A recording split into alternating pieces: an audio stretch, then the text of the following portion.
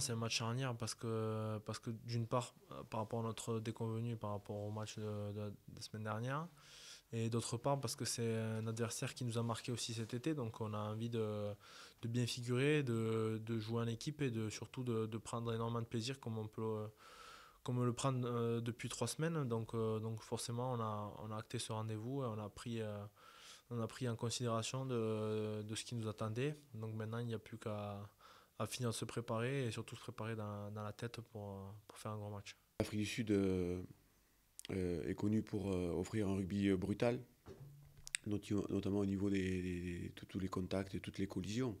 Maintenant,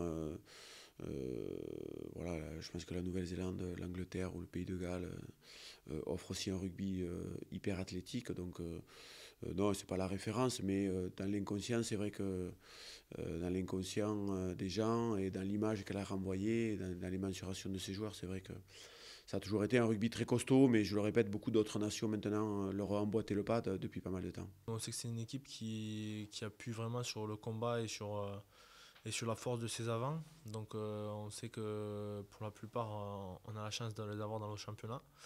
Donc on sait de quelle source d'inspiration ils s'inspirent pour préparer leur match. Ce qu'il faut, c'est s'approprier le jeu dès la première minute du match. Je crois que voilà, notre débriefing a été axé sur cette question. Pourquoi on a refusé de prendre l'initiative du jeu? Parce qu'on en a eu l'opportunité pendant 40 minutes face à la Nouvelle-Zélande samedi dernier.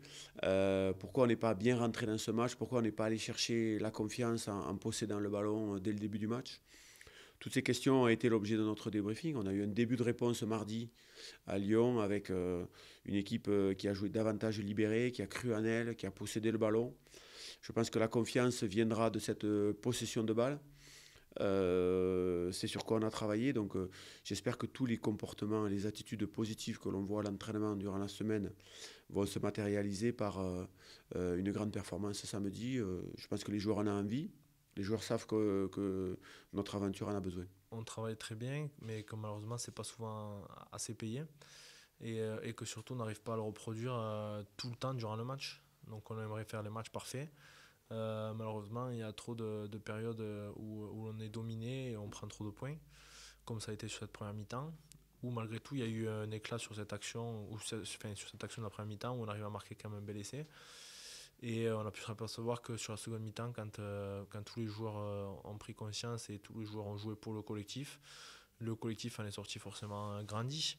Donc c'est le plus dur à trouver, à sensibiliser par rapport au fait de ressentir ces sensations sur le terrain et surtout sur le match.